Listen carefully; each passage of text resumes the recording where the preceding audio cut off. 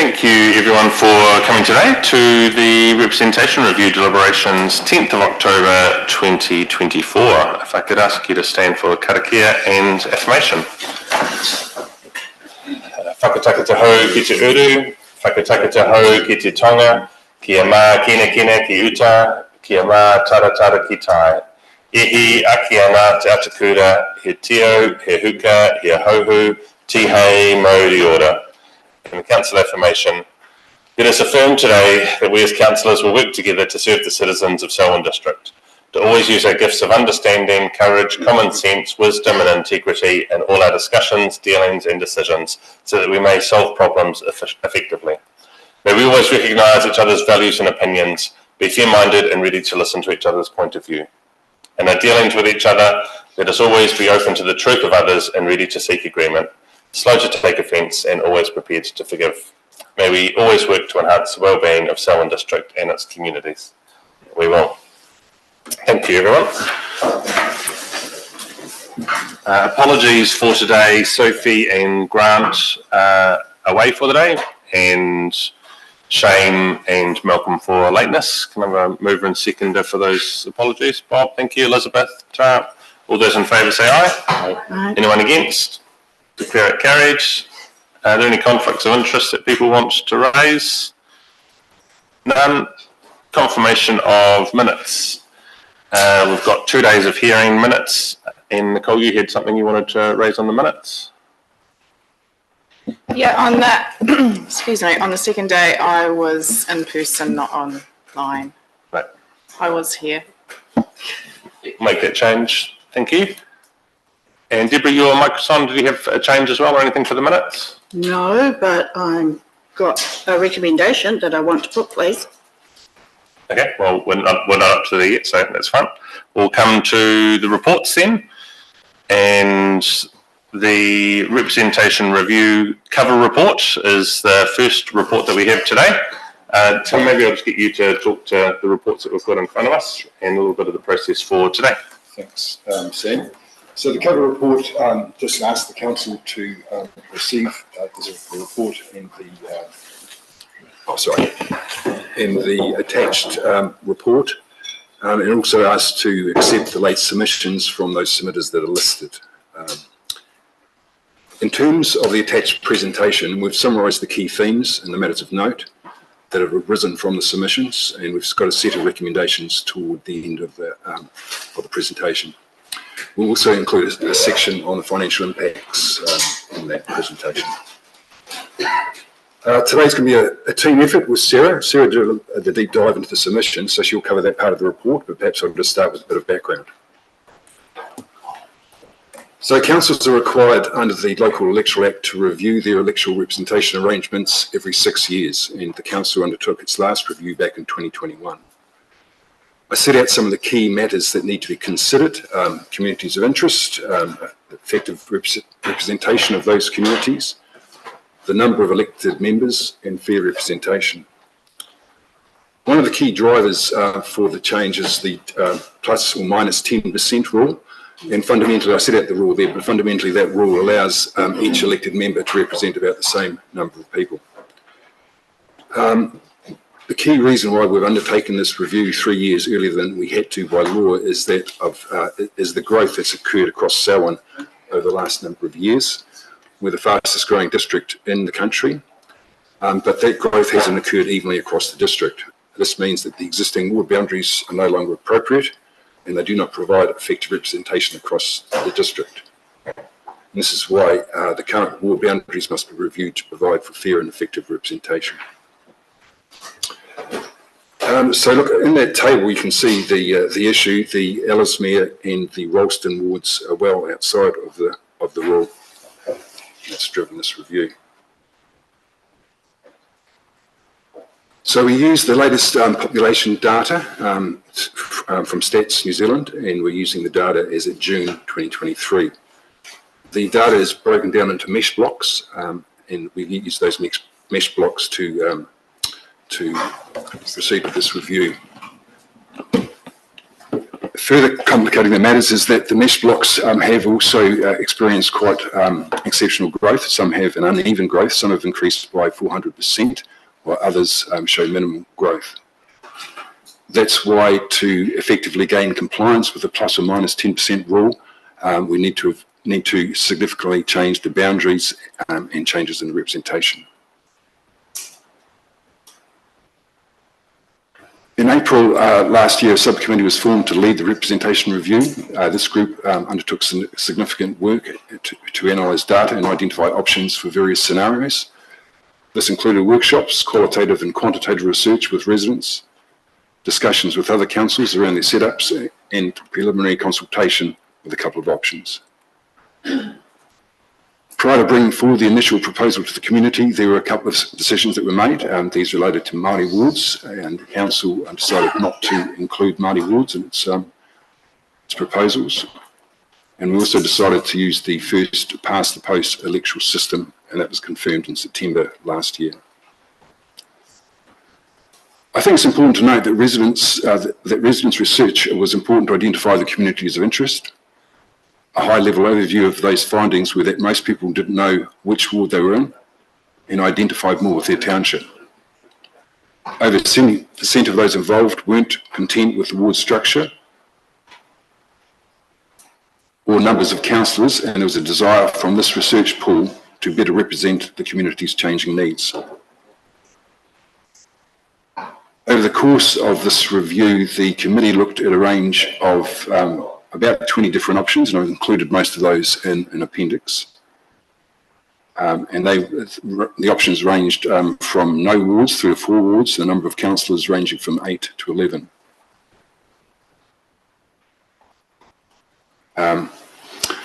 So look, I might pass to Sarah now, who will go into the consultation and engagement in some detail.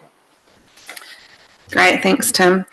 In terms of the consultation activity, we've run 2 lots of consultation this year to support this representation review process. Preliminary consultation occurred in April and took 2 options to the community. Option 1 was 4 wards with 8 councillors and no community boards, and option 2 was 3 wards with 10 councillors and no community boards. The community was also asked for their ideas at this stage on what these new wards could be called. 229 submissions were received, along with an additional 219 responses received from the Melbourne Community Board and Darfield Residents Association. Of the 2 options presented, option 1 of 4 wards with 8 councillors and no community boards was the preferred option. This recommendation was made to Council on the 24th of July, along with the recommendation to explore dual English and Te Reo Māori names with local rōnaka. Public consultation on the initial proposal was undertaken from the 8th of August to the 12th of September this year. Consultation activity included a combination of digital, face-to-face and traditional media communications. Residents were given the opportunity to make submissions online or through printed forms available at council facilities. Face-to-face drop-in sessions were also held across the 4 wards. We received a total of 616 submissions. Some very high-level stats from that. We received feedback from about 0.7% of our total population in the district. 55% of submissions were received online, and 68% of submissions came from the Melbourne ward. Most of these submissions came from our larger townships. This process was managed in the same way as the long-term plan was managed, and we've provided a range of breakdowns of the information in the report by ward and township. I think it's important to note that with the ward breakdown, this is ward as selected by the submitter. The township information was taken from the submitter's address, which is why you'll see some double ups in there. So onto the consultation analysis, which has been broken down into themes.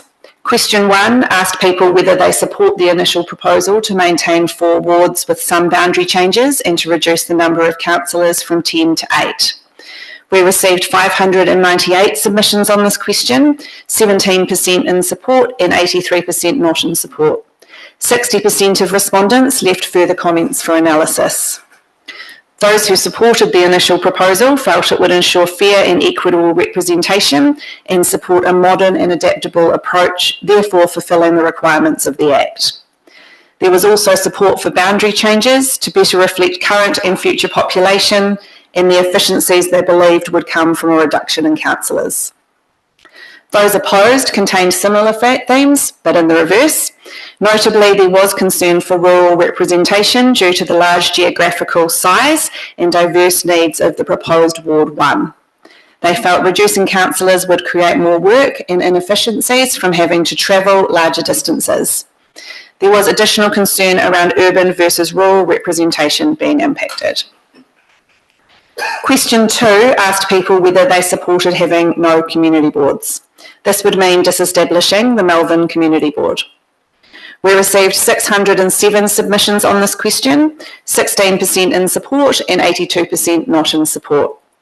52% of respondents left further comments for analysis. Those who supported the initial proposal did not think it was fair to have one community board and could lead to over-representation in that ward. There were concerns from this group around community disengagement from previous dysfunction that was demonstrated through poor voter turnout. There were views that both modern communication and other means, such as community advisors or groups, better support local issues. Those opposed were concerned about losing their community voice and felt that removing the community board would result in less community engagement and participation. They felt community boards supported councillors in their ward, and given the proposed reduction of a councillor in Ward 1 in large geographic area, it would be necessary to ensure effective representation. It is important to note that many of the respondents in support of this question spoke more generally of community boards, while those opposed spoke specifically of the Melbourne Community Board. Question 3 asked people for their views of 4 proposed dual names for the wards. We received 591 submissions on this question, 31% in support and 67% not in support. 57% of respondents left further comments for analysis. Those who supported the initial proposal felt it was time for supporting biculturalism and saw this as a way of acknowledging the district's history and moving forward. Those who were opposed cited concern at associated costs, potential confusion at having 2 names, and a general preference for English for familiarity and ease of use. There was sentiment within this group to have English names first ahead of Māori if this was to be adopted. The final question was a general request for additional commentary. We received 283 general comments, which is 46% of all submissions. Within this space, there was general advocacy for rural representation, reinforcing previous question commentary, and a general desire to maintain or increase representation within the district. The cost and efficiency theme continued through into this area, particularly with one councillor in Ward 1 and concern over the geography involved in their needing to travel the district. 92 people came to talk to their submissions, and we've provided the ward and township breakdowns of this within the deliberations report. Now I'll touch on some of the staff comments related to the consultation themes and feedback. Communities of interest. This was interesting as we do have a specific requirement to make sure we reflected our communities of interest accurately. Our initial resident research formed a basis for assisting this communities of interest to decide ward boundaries. It was found that West Melton had a connection to Springs and its proximity to Christchurch and the movement of residents, which is found to be largely commuter-based. Burnham has a strong connection to its own township and wasn't necessarily aligned to its current ward, but there were natural linkages to Williston as its closest town. In the initial proposal consultation, there were less than 10 comments relating to specific concerns around adjusting the ward boundaries, and in particular the movement of Burnham to Williston and West Melton to Springs. Given this, we are confident in the communities of interest with respect to the ward boundaries changes proposed. Boundary changes in the number of councillors is not a straightforward process under the plus or minus 10% rule. In the past 18 months, as Tim has touched on, the committee has looked at a range of around 20 different options for representation, ranging from no wards through to 4 wards, and a number of councillors ranging from 8 to 11, before landing with the initial proposal just consulted on. When initially proposed, there were a number of advantages identified with the initial proposal, including that 4 wards were well understood and accepted. The 2 principally rural wards have traditional local representation and are geographically manageable in size. It noted West Melton is now grouped with Lincoln and Prebbleton townships, which have similar interests, and Burnham is similarly grouped with Rolleston, which also has similar interests. The main disadvantage in this initial stage was described as having 1 councillor in wards 1 and 3, respectively. This disadvantage is echoed by the community. There were no submissions critical of the number of councillors in wards 2 or 4. Most submissions came from the current Melvin ward and expressed concern in the reduction of councillor numbers in Ward 1 and the perceived loss of representation of rural communities if there was to be no community wards. In terms of geography, although listed as an advantage in the initial breakdown, the community has provided feedback in the geography of Ward 1. Ward 3 did not receive any feedback on the size of the ward. Ward 1 is a diverse ward with a large amount of landmass sitting within the Southern Alps, with a much reduced population. Much of this landmass is dockland, which when adjusted for brings the populated land size down from around 4,800 square kilometres to 2,800 square kilometres. While the initial Melvin ward had 2 councillors, the proposed Ward 1 reduces the landmass by moving West Melton to Springs. On the topic of community boards, representation review must also determine the number of community boards, including names and boundaries, numbers of members, and whether they would be subdivided for elections. There are also criteria to consider regarding community boards, whether there is an area that is suitable to be effective and efficient within, and whether there's a distinct community of interest. The plus and minus 10% rule also applies for community boards. Those from the current Melvin ward were very vocal on this issue within the initial proposal consultation. Based on the initial research, those in Melvin tended to lean more towards their councillor or council itself to represent their views rather than a community board. When you further separate the respondents out into their respective wards, only 9% of the Melvin respondents, where there is a community board, considered the community board as having primary responsibility for representing their issues and opinions. So that's from the research that was undertaken. From the research, it appears that the community itself does not see a specific need for a community board. That being said, consultation feedback does show much support for the Melvin Community Board and concerns around loss of voice if it was disestablished. As Selwyn grows, there is a need to balance our mixed rural and urban needs, but there is a pragmatism surrounding this review and the percentage of the population sitting within the different ward boundaries, both current and proposed. There are 2 distinct rural geographic areas in Selwyn, Ellesmere and Melvin, or wards 1 and 3. The other wards, including Ellesmere, do not have a desire to have a community board. The use of community boards has traditionally been a way of ensuring local views are heard, and subdivisions are used to further enable this. Within Melvin, currently there are 3 subdivisions and 5 elected members. Tawera is the largest geographical area due to the population plus or minus 10% rule, and that region being mostly in the Southern Alps. The 2 large towns have 2 representatives each in the current structure. Initial proposal consultation on this matter, most views came from Darfield, which is a township, talking to the landmass, but they aren't representative of those that they're talking to in their argument. The need for representation for rural communities is broader than the Melvin ward. Within each of the townships, there are community groups or residents associations and an opportunity to better connect with each of the rural communities more meaningfully.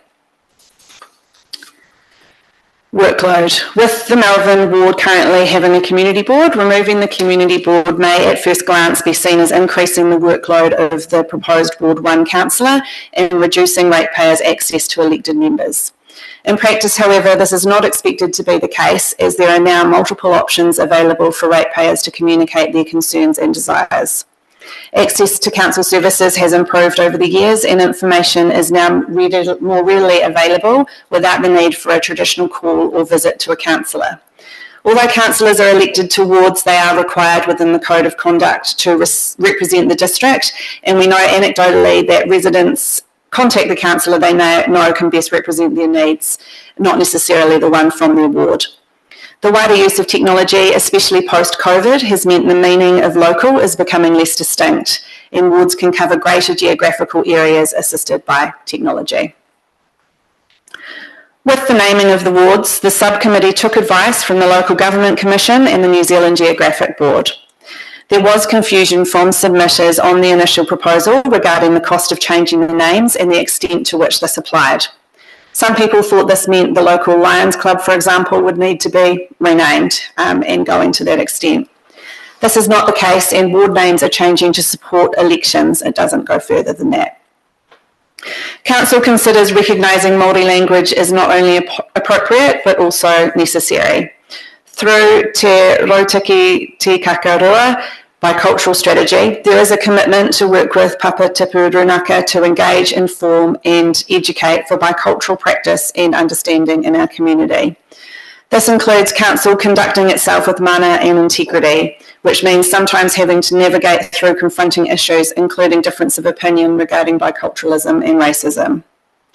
I'll now hand over to Tim for him to take you through the costs and additional options. Thanks, Sarah. So one of the ongoing themes... One of the ongoing themes from the submissions was the cost issue. So there's just a section here to talk about some of those cost implications. So the first point to make is that the Melbourne Community Board have a targeted rate to pay for, there was a targeted rate in Melbourne to pay for the Community Board. And that currently is $25 for all properties in the Melbourne ward. Now, if we went with this proposal, obviously with West Melton moving out, and if we retained the Community Board, the cost of retaining the Community Board would rise. And I've got a couple of tables there that set out a couple of different scenarios. Let's change page. And the two scenarios, so I've got a table there showing the actual costs, and the two scenarios show what the potential costs could be for the retention of the Melbourne Community Board. There's two scenarios. One includes a current budgeted operating deficit, and the other one does not. So that's the reason for the two tables.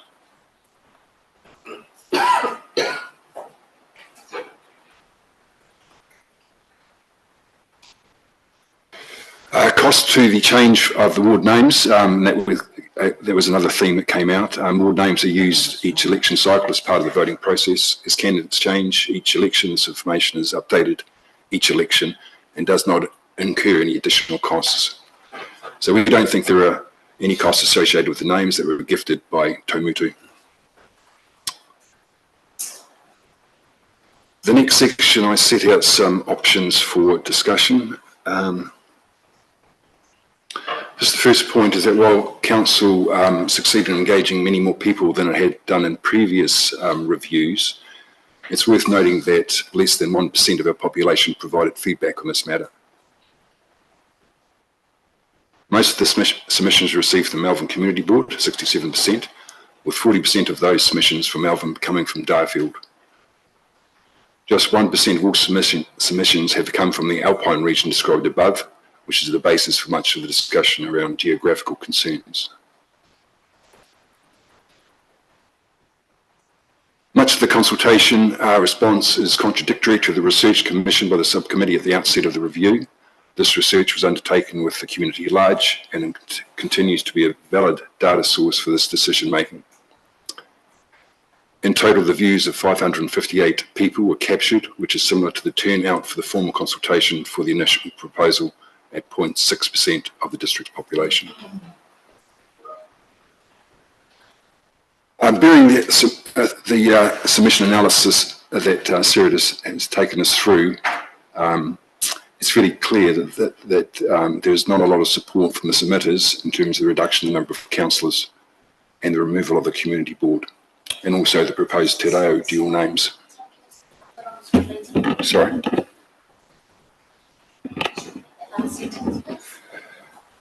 So bearing the submission analysis in mind, there's clearly not a lot of support for the reduction of the number of councillors, or the removal of the community board, and also the proposed Te Reo names. Nevertheless, the uneven population growth across the district means that the current situation does not meet the plus or minus 10% rule, and a new electoral configuration is required.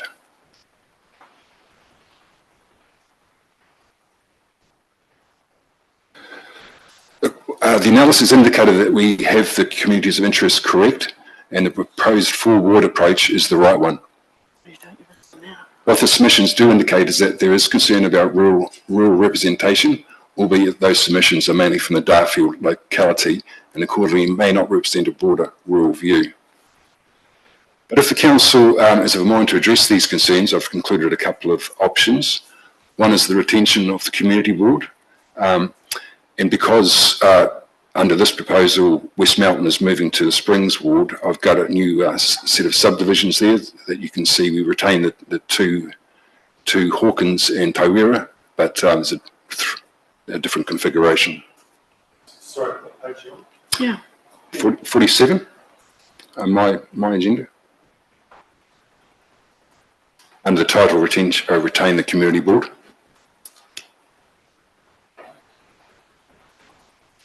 If we went with the community board, we'd also have to consider the number of appointments that the parent, this council would make.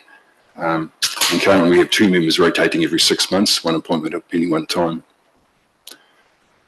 Another option could be to have a rural community board that would be representing Ellesmere and Melbourne, and these could members could be elected on a ward basis. For example, a 4-member board could have 2 members from each ward. And again, appointments would need to be considered, but I suppose 1 appointment from each of the wards would make sense.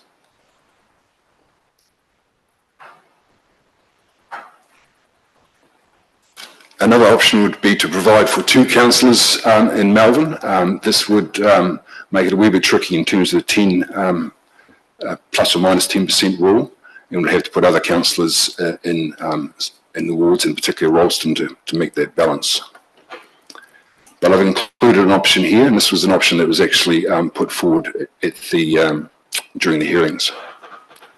And it sees an extra councillor being added to the Rolleston ward. While this option does present a simple fix and allows for a potential retention of the community board, it is not consistent with the community's interests that have been identified and does not address the Burnham desire to be connected to Rolleston and the West Mountain connection to the eastern part of the district.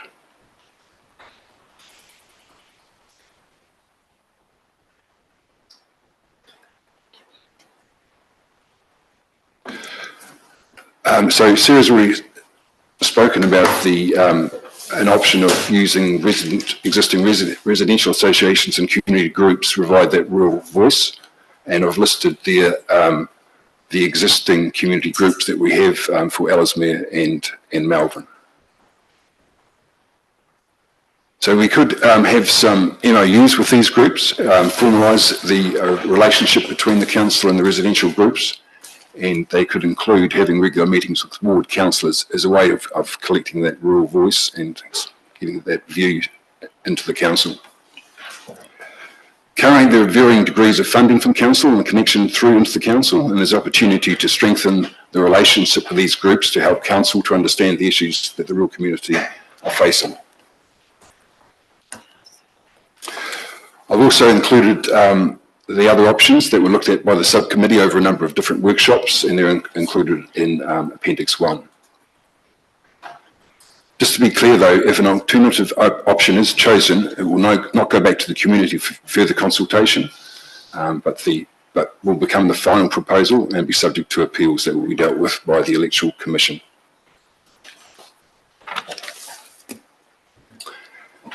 So we've included a number of recommendations. So I'll go through those now.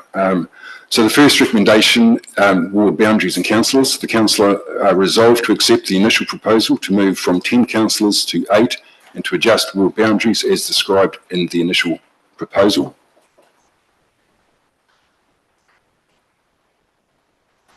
The second recommendation, a community board. The council resolves to remove community boards that would mean disestablishing the existing Melbourne Community Board.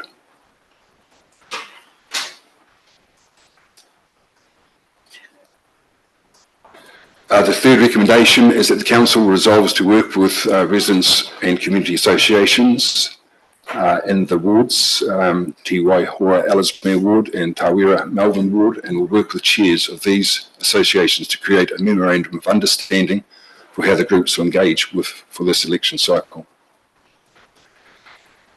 And finally, the council resolves to change the 4 electoral ward names to Kaamania Ralston Ward, Te Waihora Ellesmere Ward, Kapurna Springs Ward, and Tawera Melbourne Ward. So Sam, I'll leave you to move the discussion from there. Thank you. Thank you, Sarah and Tim, for presenting that to us. And there's a couple of recommendations right at the very start of this that we just need to confirm to do some late submissions to raise. Is that what you had on here in front of me before? If you just put those up, just so that we've got all of the consideration for today. So that's that we receive this report and the work that we've just heard about, and then there's these late submissions from Elaine Gordon, Federated Farmers, Evan Frew, Gavin Lee, Julie, Lois, Peter, and Gillian that weren't. We had included these in the previous acceptance of submissions. So is there a mover and seconder for those 2 things only? Yeah, thanks, Phil and Malcolm. All those in favour say aye. Anyone against? Declare it carried. Cool. So now we're moving into the substantive stuff for today, which is the recommendations that Tim has laid out for us. I think as we enter into this discussion, it's important to take into account all of the things that we've heard through this process, and that includes the 2 days a couple of weeks ago now that we had a lot of people come in and talk to us and give their views, which was a really important thing for us to hear. We had a number of written submissions, or a number more written submissions, not so the people that came in to speak to us isn't the only voice that we've heard. Just remember all the things that you've read over the time as well that have got us here.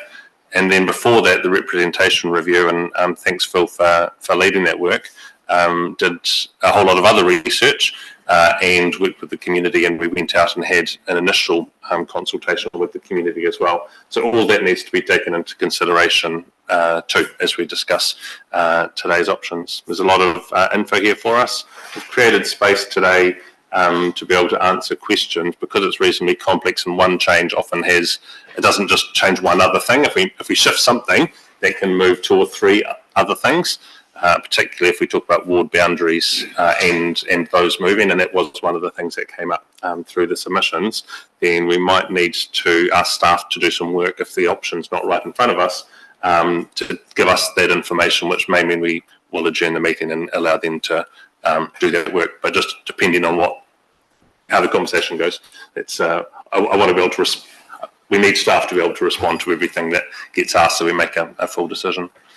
Yeah, I think that's it from us. Deborah, your lights on first. I'm going to put a recommendation on the table. You might want to put it up on the board.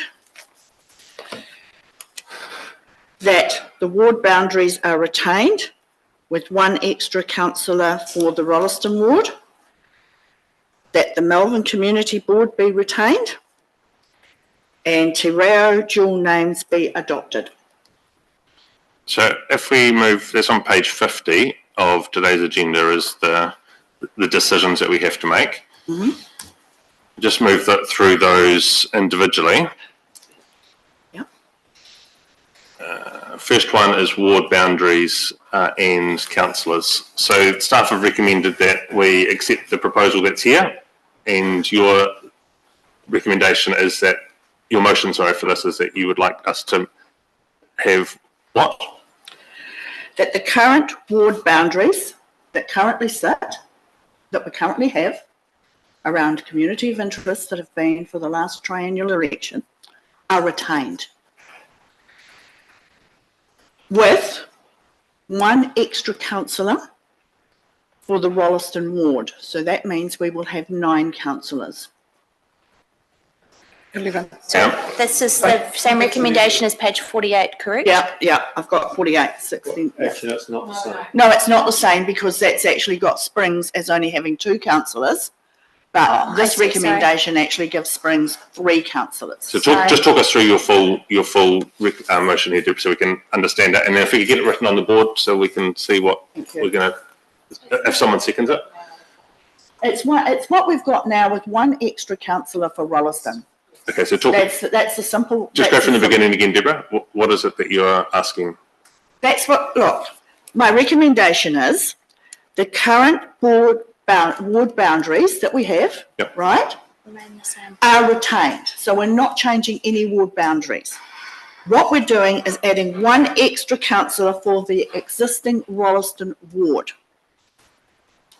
We are retaining the Melbourne Community Board. Okay, we won't move on to the community board just yet. Let's just deal with the first one.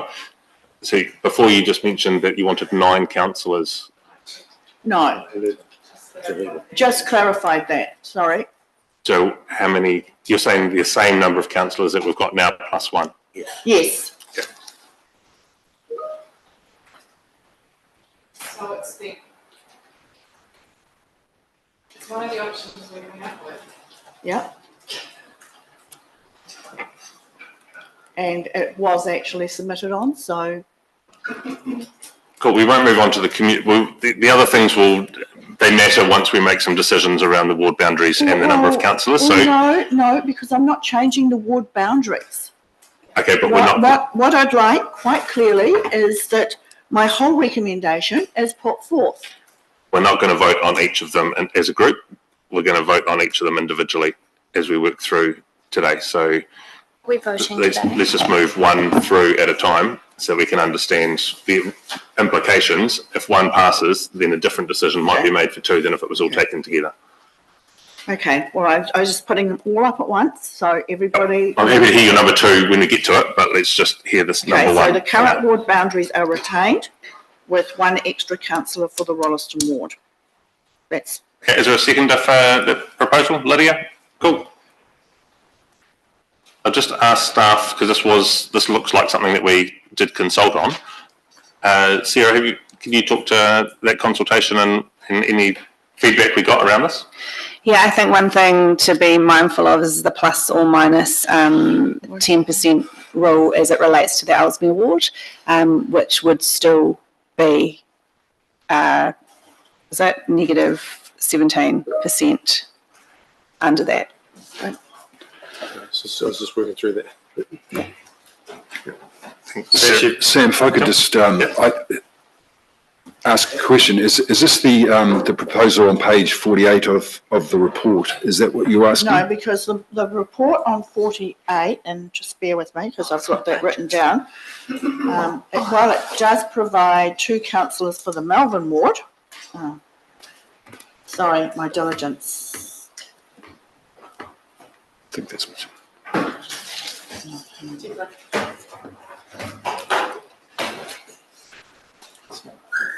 No, it's not. Yeah.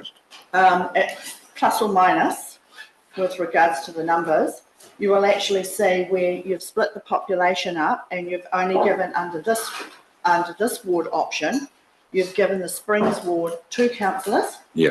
Ellesmere 2 councillors, Rolleston ward 4 councillors, and the Melbourne ward 2 councillors. That's under that particular option which you are currently showing now. And while you've said that basically it does not give it does not give Ellesmere the plus or minus. Sorry, my diligent is frozen. While it does skew the plus or minus with regards to the current Ellesmere ward, if you put that down there. Remember, it's communities of interest. And I read this report And with regards to communities of interest, it's interesting to note that I was pretty disappointed to realise that the community committees that actually currently exist in Ellesmere, all of them are not covered because of the area that it actually does cover under the current ward boundaries. So they're not, Waiho is missing, reference to any in Green Park, Springston South, which is a whole committee. They may not be community committees, but they certainly are communities of interest within the Ellesmere ward, and they are not included within the community committees that you were planning on working with under these scenarios. So, and it's important to understand that with other councils, when you've got the plus and minus, another considering factor has been communities of interest. And with regards to the recent ECAN elections and other elections that have happened, the 10 or plus minus with regards to community of interest is not the end all of where we're sitting with this democracy. We had some very, very good submissions that came through, very, very well thought out submissions. And this is not our decision. This is our community's decision. We sit here, we listen to the communities, we put forth what they want. It could be appealed to the Election Commission, which is fine, but we're here to listen to what our communities want. It's not about what we want. And I guess what disappointed me when I actually read some of the comments that came through for each of them, we talk about a community of interest, and it was all about putting Burnham into Rolleston as a community of interest. What about other ward boundaries where there are communities of interest? I look at where once some of the pictures actually describe Taitapu. It's in the Ellesmere ward. Is Taitapu a community of interest of Ellesmere, or is Taitapu, which is approximately 3k down the road, a community of interest with the Springs ward? So if you're going to do this, you've got an opportunity to do it in 3 years' time when we have all this growth and to change it. But the simplicity of it for me is the status quo plus for the ward boundaries plus one extra councillor for Rolleston. The retention of a community board because that is what the residents of Melbourne wanted. And while you've got to listen to the voice of where you've got a community committee that represents a group and that group actually sign off on that submission. That's not just a single submission that needs to be considered. So, and with regards to Te Reo, dual names, I agree that they should be adopted as dual names in recognition of Te Reo Māori and where our cultural being is at the moment with regards to the Treaty of Waitangi. So that's what I've moved. You've taken them separately. That's fine with me. But I will have a seconder for the other two, hopefully, around the table if you're going to take them individually. So that's my reasoning. Thanks, Deborah. Can we just understand the plus or minus? So there's a number of things that we're going to. There's communities of interest, and Deborah, you've raised that. The current, the consulted on map included Taitapu and Ellesmere, and so the feedback that we've received will bear that in mind rather than the proposal you're putting forward, which has Taitapu remaining in Springs. But the West Melton clearly came to us during the pre-consultation and during the research that the committee did, saying we are not part of Melbourne. We either connect into Rolleston and we want to be considered in the same way that we do for Lincoln and Prebbleton, which isn't that they're the same community of interest, but they're community with the same interests as those places, and that it's the commuter and connection into Christchurch. And that's the same for Prebbleton and Lincoln and Taitapu. Each of those see themselves as individual towns. It's not that they see themselves as connected spaces.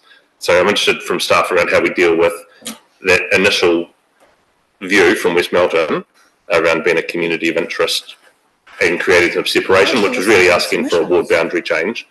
And also the numbers, Sarah, that you just talked to around the plus or minus 10%. Is that just because you've used the existing number, or when we add in one extra councillor, does that change the plus or minus 10% number for Ellesmere if we go with Deborah's option? Yeah, if I might make a comment, Sam. We had a clear voice in West Melton that they wanted to be part of their connection, their community of interest was with the eastern part of the district. In terms of the numbers, we will not comply with the plus or minus 10% rule if we retain the existing boundaries. The option that was put forward, and I forget the gentleman's name, has changed the boundaries to make that Ellesmere issue compliant. So that's shown on page 48. But if we just retain the existing, and we'll double check this, but if we just retain the existing ward boundaries, Ellesmere would be well outside the 10 or plus or minus 10%. It'd be minus 20%. Whatever it is now, it will be. Okay, well, let's hear other people's views on what has been put forward, and the next speaker is Luia. I guess it's really hard being, I've been along this process the whole way and seen some things that I guess I had a few concerns around, and the fact that to start with, I feel like the whole process is backwards, and I've voiced this with the committee, and that I think actually there's another piece of work here that we should be writing to the Electoral Commission and saying most of the decisions we're making are around the wrong way, and that we should actually be looking at our structure first. So whether we have ward boundaries or at large or both, before we are choosing the rest of the outcomes, because the way it currently sits, we're choosing our voting system and all of this before we're actually even looking at our ward boundaries. So I think the whole thing needs to be flipped on its head. So there's a whole different piece of, I guess, advocacy there. And the fact that, I start to question whether we should even be a part of deciding this. It's particularly awkward. For some of us, it's the future. So we're trying to represent our community, and it's a really difficult space to sit in. I guess, when we talk about the research that was commissioned to canvass residents' views of communities of interest, it was quite interesting with the Research First data, because for Melbourne, there was an oversample for Whitecliffs. And, this Research First was tagged on to the back of the LTP research. And, I think, well, as an oversample from Whitecliffs, a true representation of what Melbourne wants. And, we've discussed that in Research First, have noted that at the committee level.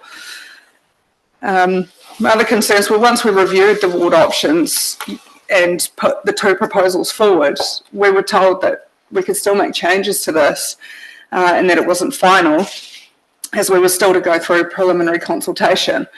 And once we'd done that, we could incorporate residents' views into the proposal and make changes. So after the preliminary consultation, no changes were made, despite the feedback that we'd actually received from our communities. And so that's sort of my first issue in moving forward with some of the proposals, is that we haven't actually incorporated our residents' views to start with in the prelim. And what is the point in going out for preliminary consultation if we're not going to listen or incorporate feedback? I talk about workload. When we consider workload, and I read the report and I thought, wow, hang on, no one's actually asked me about what my workload is. And so to make assumptions that the workload wouldn't substantially increase, I find particularly interesting. It's a struggle to balance your workload with family life now, especially being a mother. And my workload is only increasing with community apathy towards council. We and the community are giving feedback that it will be unachievable, therefore affecting that proposed sole councillor in the community, you end up with less diversity around this table, and younger people will be less likely to put their name forward. And the average age of Selwyn is 37, and I currently represent that around this table. Yet how would someone like me be expected to raise a family and be the single ward councillor for a large landmass with 14 communities to represent? There's some pretty big trade-offs if you were going to consider this role. And I guess one of the questions I'd put forward, would you want to be the single sole councillor for Melbourne? And I could guarantee most of you would probably say no. It notes in here about customer service. Yes, there's some improvements, and it's fantastic that our community have our customer service team to go to. I guess I still field a lot of phone calls from people that have still even talked to customer service and not been given the right information, and it falls back on the councillor to either find the information or give that to the person. And I'll give you an example of a resident calling customer service, asking how their water rates were charged. And they were told it's a $54 amenity rate and that's all you pay. Yet as a rural ratepayer, it's very different. It's a per hectare and a minimum charge. So they come back to me saying that we've been charging wrong and they need a rebate. And, so there's all these things that happen for us as rural councillors. And we consider new technology. It doesn't always work in a rural area. I often teams in with, say, Arthur's Pass, and it breaks up. There's, frozen screens. You can't hear people. It's, and to have meaningful conversations and engagement, it becomes particularly difficult when people can't hear you or you can't hear them. And, so I just find it really interesting. And I guess there's a preference in my area to do business face to face, and maybe that's just a different set of morals that people have. It also states here that you do not need to reside nearby to understand local needs, and with an increase in technology. So that would mean that everyone here would understand the needs of my community, and we would be seriously considering the feedback that they've given.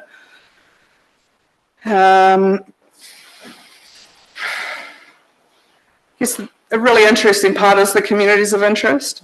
And so if we look at the Research First data, 16% of Ellesmere Ward respondents sampled said they relate to Melbourne. And so that's an affinity towards wrong communities of interest. And we incorporate the Greendale, Teeparita, Ellsbury area in the Melbourne ward, and in the Ellesmere ward, and they were only shifted last time to appease numbers. Whereas I think actually communities of interest should be taking a forefront here. And I guess, we talk about West Melton, and it is interesting, and they are mad at the last movement to Melbourne. And, sometimes I think they feel, and, I know I'm not speaking for everyone, but I think the village has been used as a chess piece to fit what's needed. The response I see from the consultation, and bearing in mind I know that I was away, and I watched all of the hearings and read all of the submissions, and from what I'm seeing and hearing from them is they don't want to be in the Springs ward. They wanted their own ward, which is not achievable. And so from what I'm seeing, the next best thing is for them to stay in Melbourne. Well, why did we shift them there in the first place? The only reason I can see is it's an easier aspect for Greater Christchurch Spatial Planning Area, which I don't think that should be a deciding factor either.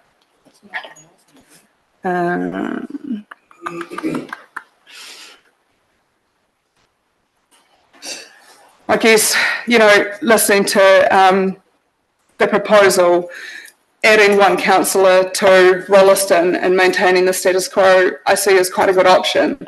And I think about the growth that Rolleston's still going to have. Are we future-proofing ourselves with this? Look at what the minister's just done with Fast Track and what that's going to do for Rolleston. There's going to be a lot more people coming here, and we're going to probably have to readdress this in another 3 years. Why don't we actually look at future-proofing this and adding that councillor to Rolleston? I don't see in the Research First data too much substantial information to be moving West Melton and Burnham. Again, it just looks like chess pieces on a board. 83% of our community said no. And that is something that we need to listen to. And, that's just from the 616 submissions. But if you add up the 401 people from Research First, the 248 from preliminary from the Melbourne community, plus the 229 from the preliminary consultation and the 616 formal, that is 6 people short of 1,500 submissions, which comes close to our LTP. And so I feel like our community is trying to tell us something here, and we actually need to start listening to them. I go back through the other representation reviews, and history is telling us something, is that council wants less representatives, but our community is telling us something different. Our community is growing and representation is shrinking, and I think we should really listen to that. And, I sat here this morning, I looked at this badge and it says choose localism, and I feel really proud to wear that. And that came from you, Sam, from local government, and you wear it as well. And I think that choosing localism is actually best, and we need to listen to our people. That is all. Okay, thanks, Lydia. Elizabeth. Oops, I already had my button pushed. Lydia, thank you. I agree wholeheartedly with Lydia's said a lot of what I wanted to say. So mine will be very short for a change. I just want to say that obviously we've seen around the country a number of other places do representation review, like Auckland, Rodney, the ward of Rodney and other areas of Auckland haven't changed the community. They've listened to the feedback. The community have said we want you to prioritise communities of interest and retain the status quo, of which they've accepted in Auckland. ECAN has also done the same. So we know that we've got the ability as councillors to make that decision. It falls on us. We do not have to rely on the Electoral Commission to determine a plus or minus 10% as the pure guiding principle here. So I think that really fits in with what Lydia said. We are choosing what the locals want. There is on page 48 a line which says, there is a concern about removing, not bringing Burnham into Rolleston because it does not address the Burnham desire to be connected to Rolleston. What's very interesting is that out of the 615 submissions we've received, I did not see a single person say that there is a burning desire, I live in Burnham and I have a burning desire to join Rolleston. Not a single one. So I'm wondering where this burning desire, surely if you have a burning desire, it would have been in the submissions, in at least one of those 615 submissions. So that, I just wonder whether we could potentially maybe not make that a huge priority. I've lived in Burnham myself. I know multiple people from Burnham, and none of them seem to have much of a care about which ward they're in, quite frankly. And also looking at some of the other things, I just want to also ask Sam, none of us are actually clear, are we voting today or are we coming back to vote on the 23rd of October? I hope we're all clear. We're voting today is the decision, and on the council meeting will be the formal endorsement of today's decision. Okay, thank you. So it's good to note that you've raised the topic earlier. There's no additional cost to add the Māori names to the wards, which is fantastic, because I think the community obviously going to say that. However, the community did say that they would like to see, they're happy with it, but they would like to see the Pākehā name. So the majority of submissions, I should reiterate, a lot of the submissions that said no, not all, but quite a large number of them said if the English name was in front of the Māori name, then they would accept the change. So there was actually a huge amount of support for Māori names, but they just felt the English name should be there because that is what they're familiar with. I don't have a problem with it. I don't see that being culturally insensitive to make that a consideration for today. So potentially we could add that as an amendment later when that chance comes up so that we can, thank you, bring that to the fore. I'm actually going to say, well, I see that we could add one councillor to Rolleston, and obviously there's some discrepancy over Ellesmere retaining 2 councillors. I do feel that at the moment we're best to stick with what is closest to the status quo. So either the one councillor in Rolleston or otherwise the status quo. I do think the status quo should be an option that we have the opportunity to vote on today. So I would like to see that come up because that's my preference. And I do agree with Lydia that we should give this a much thorough going over in 3 or so years' time when we do have those additional builds through the fast track process, because I think that's just going to mean otherwise we're playing chess and we're constantly going to be moving people around. Thanks, Elizabeth. Phil. Thank you very much. I've got 4 points to make. First point is it's a great feedback that we've received from the Melbourne community, and I see some of the people here who have participated in that, and it's really good to see that a community that is so motivated that they are prepared to motivate themselves to go and get all the feedback. I think it's an exemplar model of what feedback from a community should be. And Lydia, you mentioned localism. That's fantastic vision of localism. And you used everything that you had available to you. You used your community board. You used the media, not only through the councillors but through yourselves. I think that's well done. So our problem is that of course we have it's incredibly biased towards just one area, Melbourne, and because it's biased towards one area, we need to look and say we've got another set of data which doesn't have the same bias, and we need to look at saying, which one is the one that we should be favouring? Should we be favouring the one from Research First, or which was done evenly across the board as the preliminary stuff, and it was part of the goal, but the objective behind the representation review was to get the first steer on what the community was thinking. So that's our first dilemma, is that we've got these two bits of data, which I guess we need to just consider which ones that we use. Whichever one we use, this is my third point.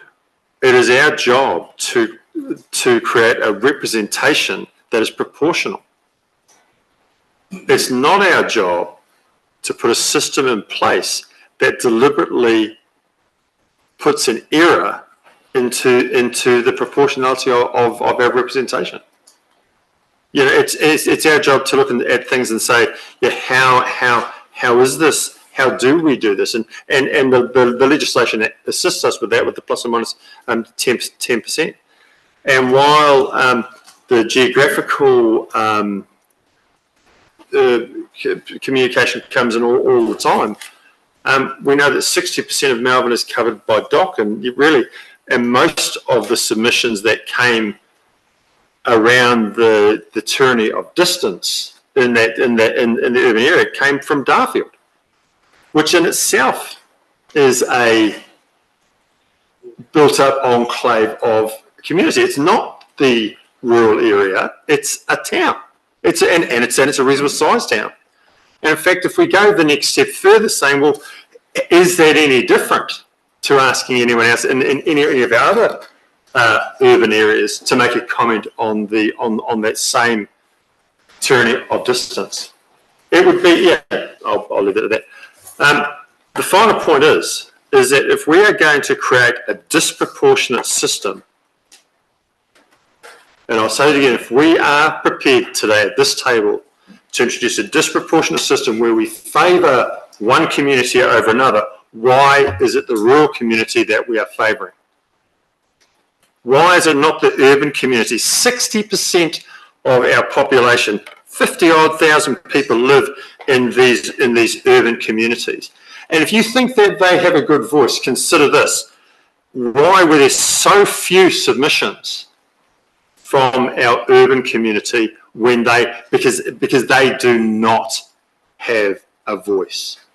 So if we're going to create a disproportionate system, then I say that we should be making that disproportionate system in favour of the urban. Now, that's why with Deborah's amendment, for Deborah's proposal, it's actually difficult for me to not support it, because she is creating a disproportionate system that favours Springs. Because Springs will have, each of the 3 councillors in Springs will have about 5,800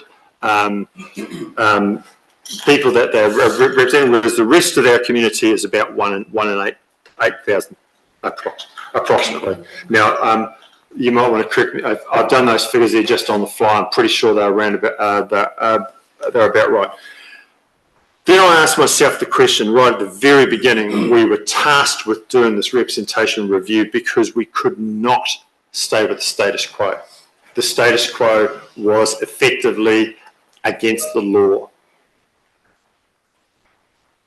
So I think that Deborah, you raising this, your proposal and the subsequent ones which you know are going to raise, have paid no attention to the community's views. I think it's paid no attention to any of the processes that we have been through. And I think you have gone down and you are trying to disproportionately and in a cumbersome way trying to make favour for the rural community. Phil, if I can just say, we're not trying to attack Deborah or we're talking about the views put on the table. So that's for all of us councillors today. As we talk about this, if we could just talk about the options and the ideas that are put on the table, not the people putting them forward. I rephrased that, so I do apologise, Deborah. I was talking about your proposal that you put forward, not nothing personal. I'll finish up by saying the proposal that has been put forward does while it looks like it is favouring the rural community, in fact it is a confused version that still creates a problem that we were trying to resolve in the first place. And I'll finish there. Thank you. Thanks, Phil. Bob. Well, yeah. Well, firstly, I'd like to thank the staff for all the work that's been done. There's a huge amount of work to get to this stage, and I thank you all for the overtime and all the time that you've spent working on this. I will not be putting my name forward at the next election, so therefore I'm thinking about how I will be sitting as a resident in Melbourne in the next term. As it stands, I feel that I will have lost at least 50% of my representation if we go ahead with this to what we've got now. And we've got to think that wise people before us put the numbers that we've already got, and now all of a sudden we're saying that those numbers were possibly wrong, and because of the plus and minus figure, we've got to look at it. How hard is it to go to the Commission, the same as lots of other councils in New Zealand have done, and find out exactly where we stand with this? I mean, I would go with Deborah, and also like to thank Lydia for what she said. I agree with all of it, but I'm actually talking about not so much the community, and I'll probably get this wrong, but I really believe that representation around this table is the top thing that we're all here for. That's what we all put our name for, is to sit around this table, and whether you think you're a Rolleston councillor or a Melbourne councillor, we're all Selwyn councillors. But in saying that, there's always the people that are voting for you that you will work for, the same as you work for anywhere else. And I believe our community, whether it be split between Darfield and everything, is what we're here for, to actually listen to what was said. One of the things that I've had said to me by lots of people in our community over the last few months is, why would we bother? They'll never listen to us. I want us to say today that we have listened. That's really important to me. Another thing that hasn't been talked about is health and safety. We pride ourselves on health and safety. Is it a safe thing for, and I'm being sexist, a female to drive up to Arthur's Pass in the middle of winter to go to a meeting? Whereas in the past, we've always had two members go together on all these things. There's a huge amount of things that I can think of that are a plus for having two councillors. You can discuss things between one another. It's in your area, and that's what happens now. You get one person sitting around this table for each of the rural areas, definitely cuts back your representation in the rural area. It doesn't affect Rolleston. I'm sorry, Phil, I just can't understand that it can affect Rolleston whether they had one councillor or five councillors. I mean, we've got 16 committees in Melbourne, which we look at, or 14 or whatever the number is, it seems to alter a bit.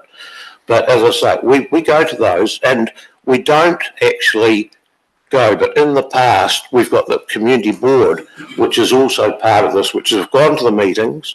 If there's a problem, they get in touch with us as councillors. I think it's a system that's working really well.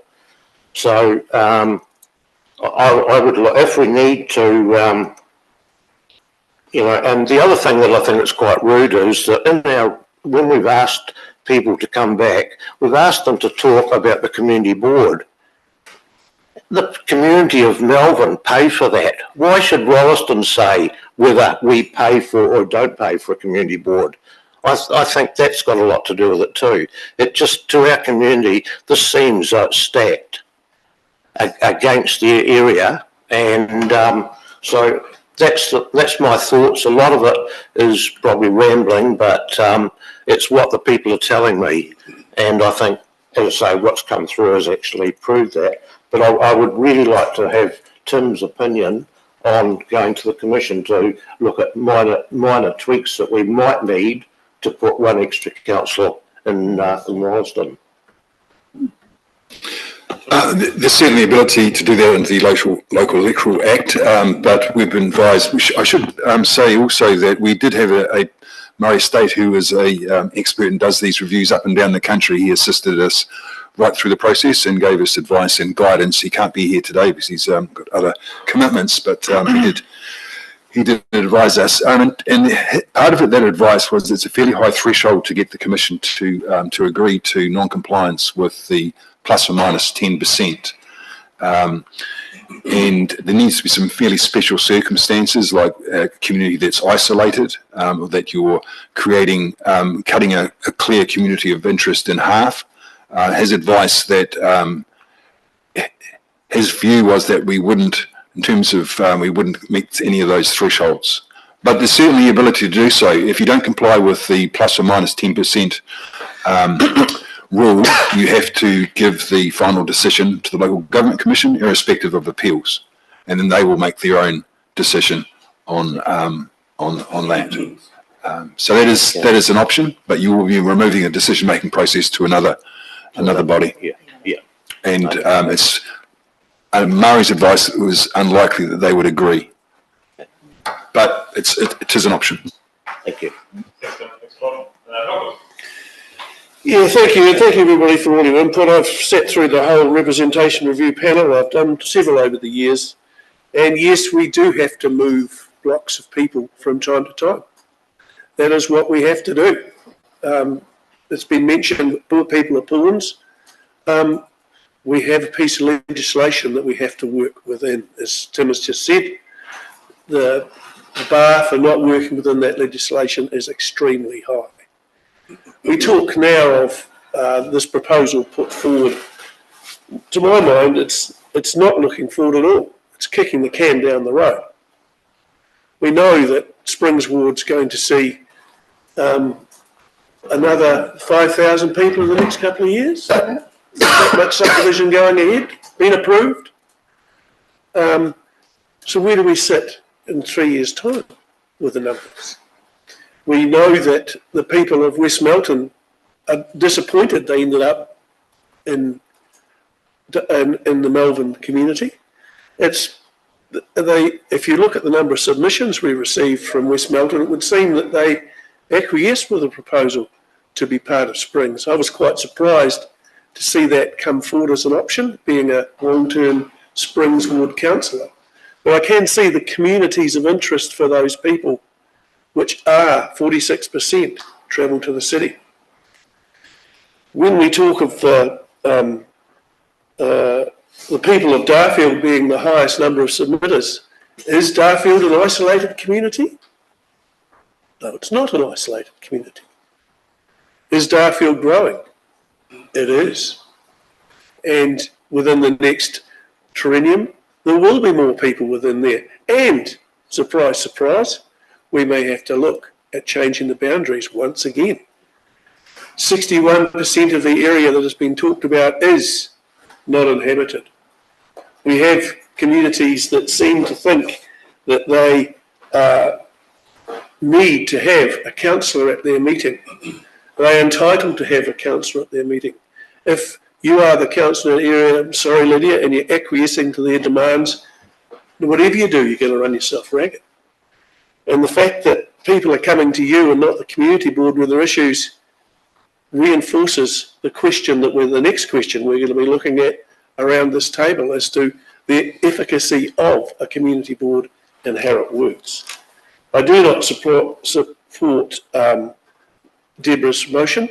I think it is simplistic, illegal as far as the legislation goes, and I cannot support it. Thanks, Malcolm. Nicole.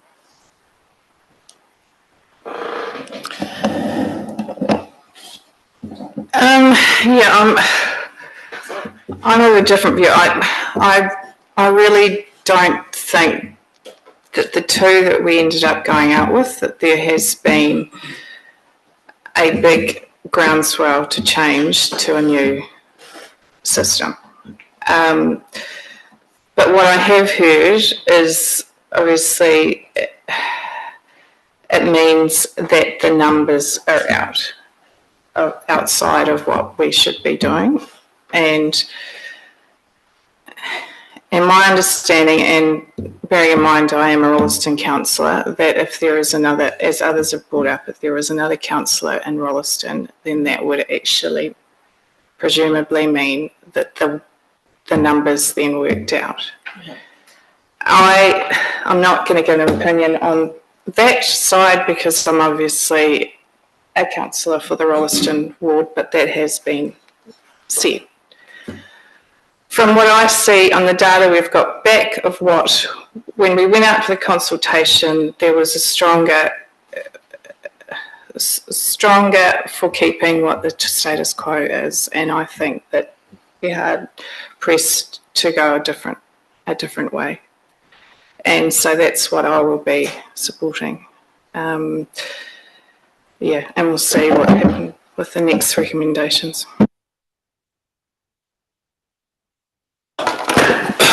Tihei mauri ora, tēnā rā tātou katoa re mihi ana ki o katoa, ka teite hau ki rungi I te whenua, ka hake ki runga ki mana whenua, ngai te rui hiki hiki, ngai tuahui, tēnā koe, e kura matua Sam, tēnā rā tātou, e rau kaimahi, o Waikirikiri, kai kaunihira arohe o Waikirikiri, tēnā rā tātou katoa, e rā tangata, tēnā rā tātou.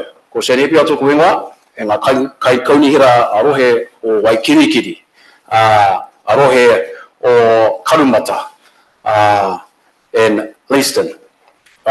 Living and serving as a public servant for the residents of the district first, and elected by the people of Ellesmere to support their views. However, a wise man once said, a past councillor, and he said that councillors don't have the luxury of making a decision in isolation. And from that, I take that while there may be a strong view in the room from a particular person or particular sector of a community, it is our job as councillors to make the decision in the best interests of everyone, those that aren't heard, those that weren't heard, and those that are present today. I've heard a lot about invisible lines. Now you know how Māori felt. I've heard a lot about patch protection. Actually, that's not our job. If you want to be friends with someone, it doesn't take an invisible line or a fence to be friends with someone. If you want to have an interest in another community, then that's your God-given right to be able to have an interest in other communities. There's rugby clubs. We have rugby players from Te Waihora going into other clubs. We're talking about representation that's required under statute so that we can govern, which is our job, in the best interest of the district, prudent financial stewardship of ratepayer assets. Sentiment, whilst important, does not sway my decision. We have experts that provide us the information based on the subcommittee, and kia ora to the subcommittee, to our youth councillors, to Murray. This is my second time I've been part of this, and the first one was quite difficult for me again, being Māori and representation, and what does that look like. I'm very humbled by this council and by this district that we are inclusive. First, our values are to be a good human. So how about we start with being that first, and then we work our way out by being good citizens, by being good governors, by being good stewards of our assets, but also our people and our future. We're here to decide not for us tomorrow. These seats aren't ours. We're caretaking them for the next people that come along.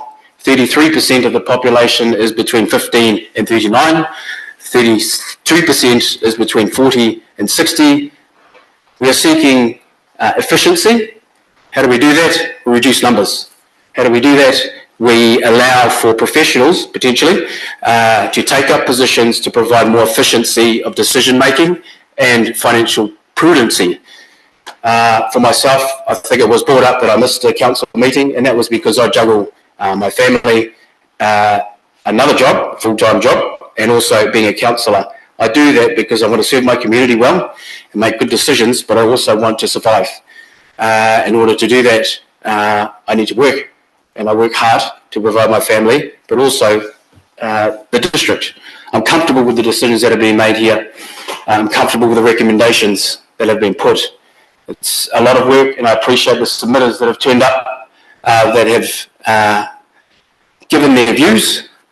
I appreciate the people of Ellesmere, and potentially the two, Basil and Trudy, that didn't want to be there. You're here. You're in Atakiwa. You're in Arohe. You're in the district. And we need to get better at being better governors. And we do that by following the recommendations that are put. Poor performance from a community board, yes, there could be better performance, but I'm starting to tend to agree with it is a Malvern decision, given that is an isolated rate. However, we need to consider performance and the professionals that take up that role, or the community that do. So, keen to hear more views. Kia ora. Kia ora, Shane. My views are that I love hearing from people, and I enjoy those submission days. They can be pretty hard sometimes because we hear some things that might not have been the way that we were initially thinking, and that's the whole point in them. It creates space for people to come and talk to us. What I heard a lot was rural representation, and I think that's what the conversation today has reflected. We need to ensure that there's some rural representation. What I didn't hear was that we got the communities of interest wrong, that we have the lines necessarily in the wrong place, other than a line between Melbourne and Ellesmere and the fluctuation there. That's always been a difficult line. It's moved, I think every time I've done a representation review, that's been one of the lines that has moved, and it's crept ever closer to Darfield to ensure that Ellesmere has enough population to maintain its two councillors if Melbourne's going to have its two councillors. And that doesn't represent, if we're talking about communities of interest, that's the one line, I think that really clearly doesn't, when kids that go to high school just out of Darfield are sitting in an Ellesmere zone and don't feel that connection to that place. But West Melton was really clear earlier that it wasn't a Melbourne connection. There are some things in West Melton that do still connect to Melbourne, and historically it's certainly been the case.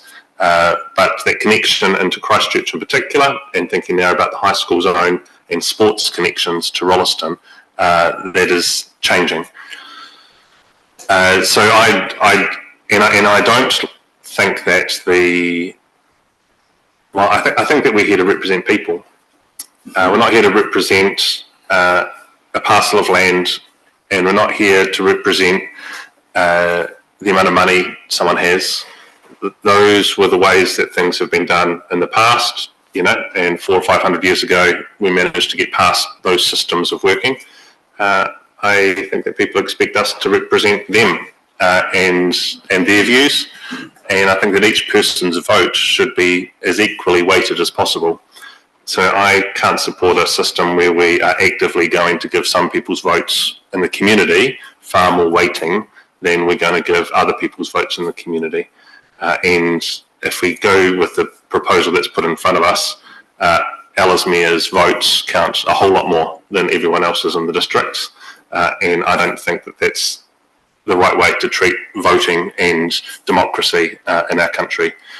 So, I can understand the status quo, but I also think that, and people have talked about decision makers before us, those decision makers were making decisions for their time. and it's up to us to make decisions for our time and thinking of the future. It was raised about needing to do another representation review in 3 years. That's exactly why we're doing this one now, because 3 years ago, everyone said, that's a bit hard, I don't know if we can do it, I'll just leave it and let another council deal with it. I'll let someone else do it, I actually can't do this. We'll let the council in 3 years' time have a go. And that happened that's happened a couple of times in my time here, and here we are again saying, oh, we can't actually wrestle with this enough, we can't make a hard decision, so we'll come back in 3 years, because the community will change in 3 years, and it will probably change in 3 years after that as well, because we're a fast growing space. But the thing for me that I come back to is I want to be able to think that every person's vote in Selwyn counts as closely as I can to everyone else's vote, and this proposal doesn't do that. That's everyone's had a view and share around where we're at.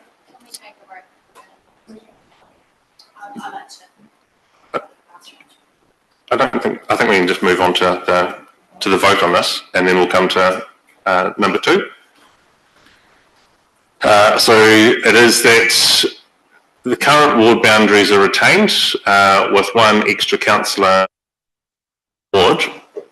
Hang on, before we vote, I just think we probably need to see what that looks like, and the numbers plus or minus 10% put in front of us, so that we actually know the full detail of what we're saying. So we will adjourn, and Sarah, if you and Tim can bring that information to us, so when we vote, we know exactly what we're saying yes to. Okay, we'll adjourn for 15 minutes. Sarah, how long do you need? I'll go to GA's Okay. Adjourn for 15.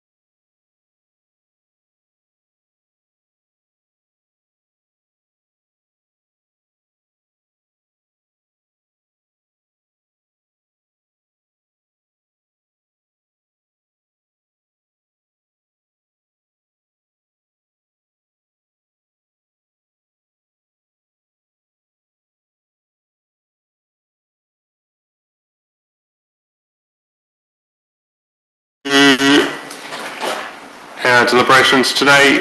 Staff have confirmed the report that was in, data that was in the report is correct. There have been a number of things through the submission and raised in debate today that had questioned some of the numbers. So this now, we just wanted to double check that it was correct, and it is. So Sarah, do you just want to talk us through what this proposal looks like?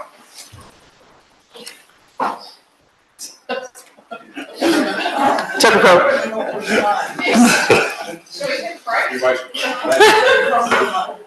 Awesome. Okay, so with what we're looking at here, this came from a workshop in December 2023, and what it does is it maintains the existing 4 wards, and we have checked that these are the same boundaries as what we have currently. And increases the number of councillors, as Deborah had suggested, to 4 within the Rolleston ward. That does create, in terms of the percentage difference from the quota there, it does have us within the plus or minus 10%. However, there is some caution there within the Ellesmere ward, as it is sitting very close to 10% with negative 9.1% sitting there. So that's kind of, I guess, an overview of it. It is using the 2023 Census Statistics New Zealand data at the mesh block level, and Tim and I just went and checked that those numbers are the numbers. Cool, thank you. Tim?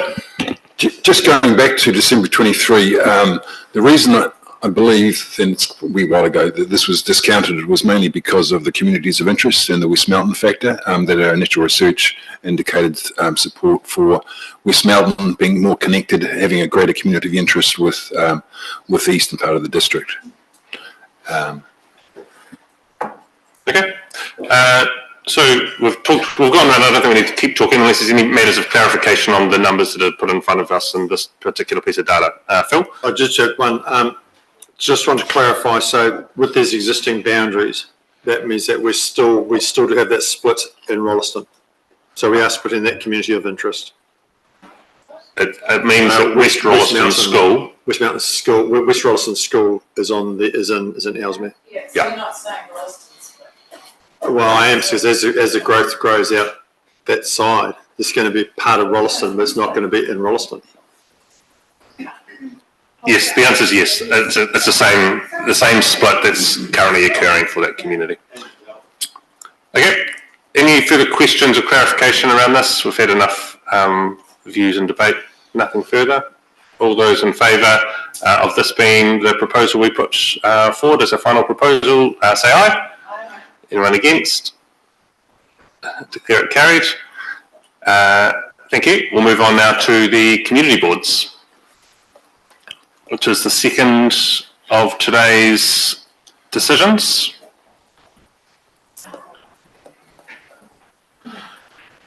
But the initial proposal sits on page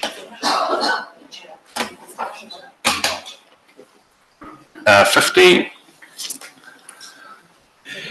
So the recommendation is that we don't have the community boards, but Deborah, you've wanted to move something alternate to that? No, my recommendation was that we retain the Melbourne Community Board. Yeah. And seconded, Bob, thank you. Deborah, do you want to speak to it? Only to say that there was overwhelming support within the Melbourne area for the retention, and the Melbourne Community Board is paying for is being paid for by the ratepayers of Melbourne. So from a financial perspective, it doesn't have an impact on the rest of the district. So, and we said that we would listen to our community with an open mind, and after all the submissions, this is what the Melbourne community want, to retain their community board. Cool. Thank you. Bob, do you want to add to that as a seconder? No, not really. I agree with Deborah, and I think that, as I say, with our area and everything else, and the work that the community board, I think they could work a lot better with councillors, and I think it would be beneficial for our area to keep them. Good. Thank you. Lydia. wanted to touch on a little aspect of that was in here regarding the community board, and I believe if it's something that we need to discuss here is actually the councillor representation on the community board, and actually having both councillors sit on the community board to add value and create cohesion between everybody in the ward. At the moment, it's particularly hard if there's only one of you and then you are sharing and you have to have a conversation through the other councillor. And so actually, I think it would provide more value if both councillors sat on the community board.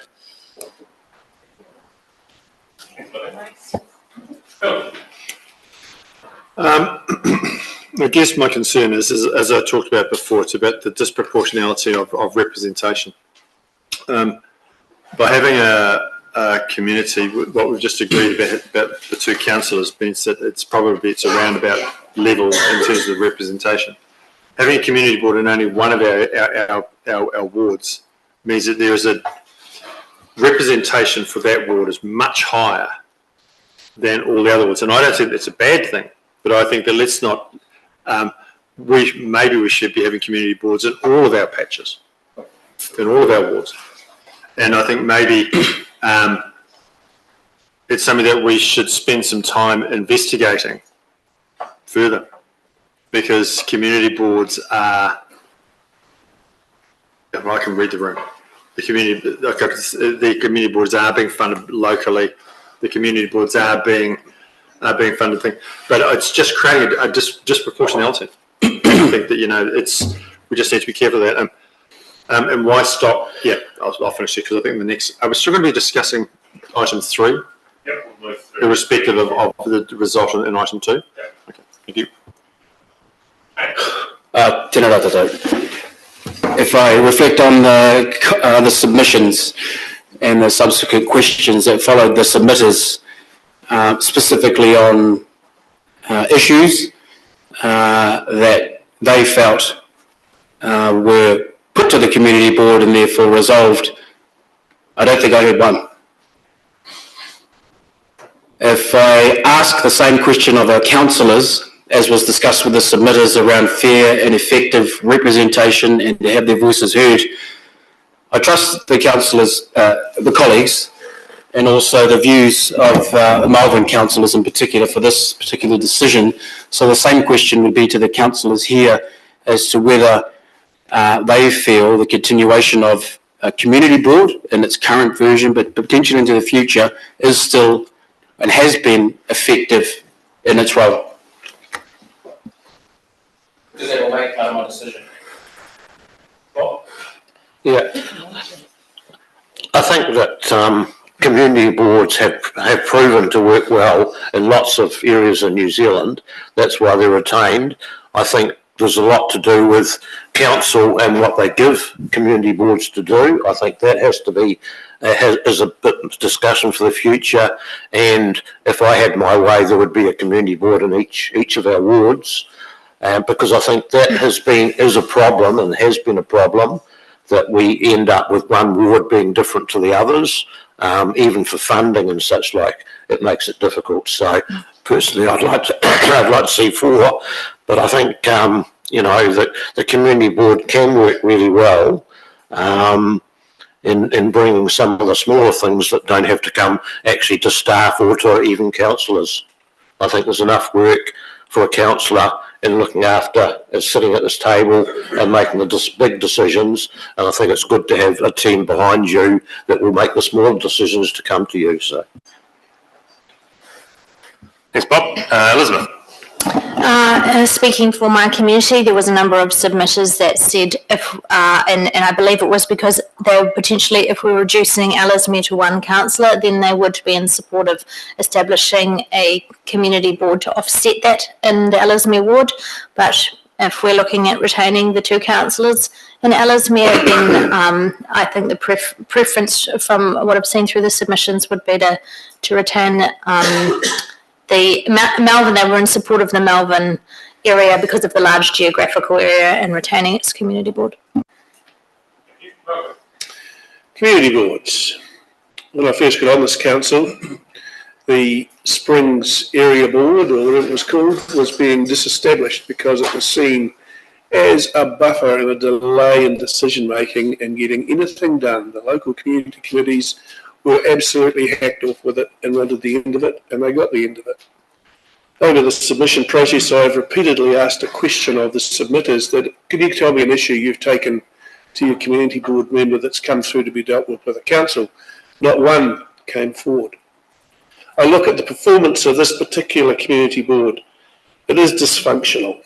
It's on its second chairperson, and I've heard through the grapevine, which gives me no pleasure at all, that another member of the community board, the youngest member of the community board, has tendered their resignation and been told not to do that until after the representation review. Very disingenuous. It just adds to the dysfunction that is there now, and I don't see it improving. I do not see them serving the community. If their community wants to pay for it, they can pay for it. We're not here talking about monetary issues, we're talking about representation. We're talking about effective representation and effective decision making. And I do not see effective decision making and representation coming from that board. Why else would a councillor have to go to each meeting? Why else would a councillor have to take every issue forward to the council when you've got a community board that should be doing such?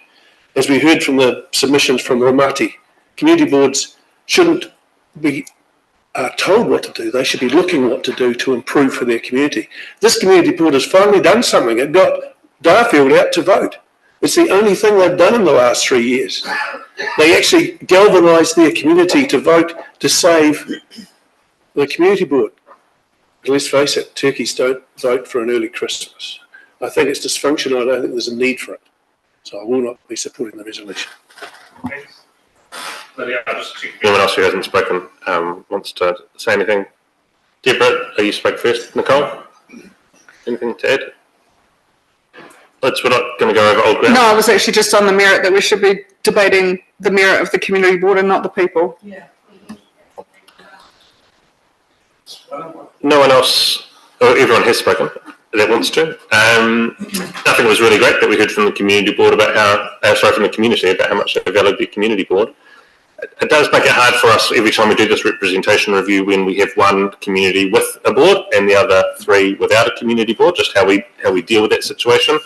And I think that they're asking the question and saying the initial stance is no, because we know that 3 of our communities haven't asked for one, was the right way to go about it. And that has actually meant that we have heard really strongly that Melbourne does want a community board. I think that's been good for us to hear. So if we could have on the screen, it is behind me, it's not in front of me. Can we adjourn just to make sure there's not? Yes, we can. Tim, did you just talk to that? Yeah, I just want to make sure, I can't recall, Phil, you might be able to, if Murray did an analysis on whether the subdivisions, the existing subdivisions for Melbourne comply with the 10 plus or 10 minus rule. And I couldn't find that in the material when we were putting this together. So if in the absence of that, I would propose that through the chair we adjourn for 10 minutes just to make sure that we're not voting on something that is incorrect.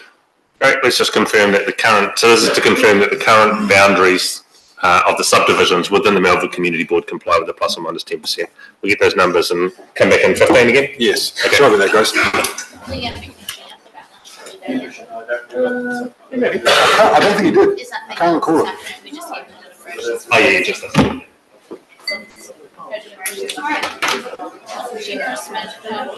Well, it was if we needed lots of these types of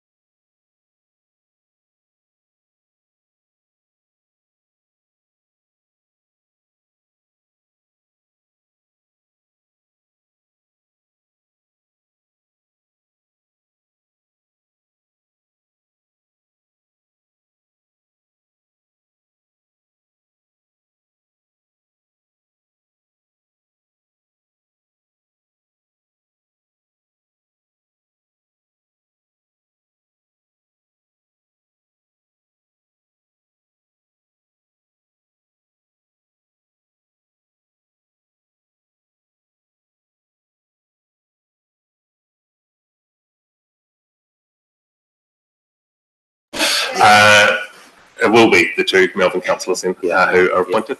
Bob, you put your mic back on? I put it back off. It was just if you're going to go on with that, I had more to say, but now it's not going to happen. It's fine. Great. So we're voting.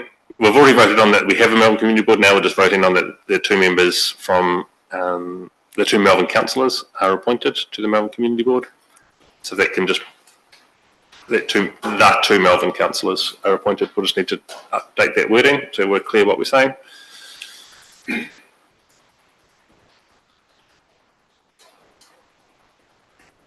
Cool. All those in favour say aye. Aye. Anyone against? Declare it carried. Item 3 of today's discussion is a resolution. It says community board at the start because it's a topic of working with communities, and this was raised by the Melbourne submissions that we received. So this is a way of working into next term. I don't think that it necessarily is a representation review discussion, but we can take the discussion today and that will then guide how we work with our communities and thinking about next term, because it's really about the roles that councillors have and the way that we want to work not only with individuals, but particularly with residents associations, which we've supported to be set up in the last 3 years, and what extra support can be provided in gathering of them to understand views and create better connection back to council. The reason that it's here is to ensure that we haven't made a decision to take away representation and consultation with communities. Tim, do you want to speak to this? I'm going to say something. One piece, or Sarah? Yeah, well, Sarah might want to chime in as well. We put this up as a alternative to a community board. That was the reason that we included it as a recommendation. We thought this was a way to garner the rural view, and it would be geographically slightly more representative of the rural view than a community board. So it was seen as an alternative to a community board. But it's maybe something that a council may want to think about how it engages with its community associations in the future, irrespective, as you say, outside of the representation review. Sarah, did you have anything to add? No, I think you covered it quite well, Tim. So the decision on this will then be something that will be worked up to how we do it. So this would result in a further paper and consideration of what this looks like. That might be in play early next year. It's unlikely, so I'm going to turn around in the next 4 weeks about how this will work. And this will then think about us leading into the next election. It'll actually be up to the new council about how they would implement this. So as much as we might say this is a good direction, we need to it's really an encouragement to the new council to say, can we please, if it's passed, please work in this sort of way. Deborah. Thank you. Well, it's pleasing that the council is looking at having closer relationships with those community committees. When they were subcommittees of council, they were recognised as council. And then consequently, what happened was that we said that we were not going to acknowledge them as subcommittees of council and that they could go and form their own incorporated societies. Under their constitutions, depending on how their incorporated societies are actually written, it's up to those incorporated societies as to who they invite to their meetings. And the other difficulty is when you're looking at community of interest, many of those incorporated societies have been set up with a boundary. And many of those boundary areas are using the old reserve rating boundary areas that have been in their constitutions as recognised as a community of interest or within their boundary with whom they actually represent. So I just want to highlight when you're trying to actually have a closer relationship and having an MOU, which is a good idea if they want to enter into an MOU, and I don't see why they would not, but they also represent an area or a community of interest based on their old reserve boundaries in their constitutions. They have not been changed because traditionally that's their area or that they consider of their community value and interest. And that's going to go across with regards to how communities of interest have actually been enwrapped in this representation review. So I just think that that thought needs some thinking, and it may actually work out quite well, because that way you're going to actually have cross boundaries with regards to those. If you're going to base it on the ward area and the community of interest, then you're going to have that overlapping with people elected to one ward, but because they're community of interest through the incorporated society that they've developed with the old ward rating boundaries, you're going to have crossovers. So I just want to highlight a little bit of the history of how we've progressed through this process since we disbanded the community committees and their relationship with councils as a subcommittee. Thanks, Deborah. And Phil. I think that's a really good point, Deborah, about the representation of things. And I think that one thing we would, maybe it might not be nice to see added there, is that as Melbourne now has a community board, that they are excluded from this sentence here, because it would be with the expectation that the community board will be the one that engages with those residents associations. In fact, that we actually take it further, and that the remaining wards that don't have community boards and therefore don't have the effective representation at that community level, according to the decisions that we've made, that it's the council's responsibility to balance that and ensure that to make sure that all the communities are heard. And this includes identifying areas where representation is minimal and working to enhance it. And if I can use the obvious one, would be our urban areas, where if there are 12 residents communities in the Melbourne area that we're going to be directly engaging with, then there should be 30 of them in Rolleston, just taking the population sizes alone. So by removing Melbourne, making that the responsibility of the community board, but the council has to accept that we've now created the disproportionality. It's now the council's responsibility to fix it. And I don't know. So I guess I'd like to, the proposal that I'd like to put forward is that Melbourne's removed from there, and that we also remove the words. It changes to read: the council resolves to work with residents associations across the district with the exemption of Melbourne. Okay, thanks, Phil. We haven't moved and seconded anything here, and I think that if we'll just allow this discussion to happen, because it might be that we just go, actually, it's not representation review. We don't need to land it today, and let's just let the new council deal with this once we know who the new council is, rather than trying to rush this decision based on the two previous decisions we've made already.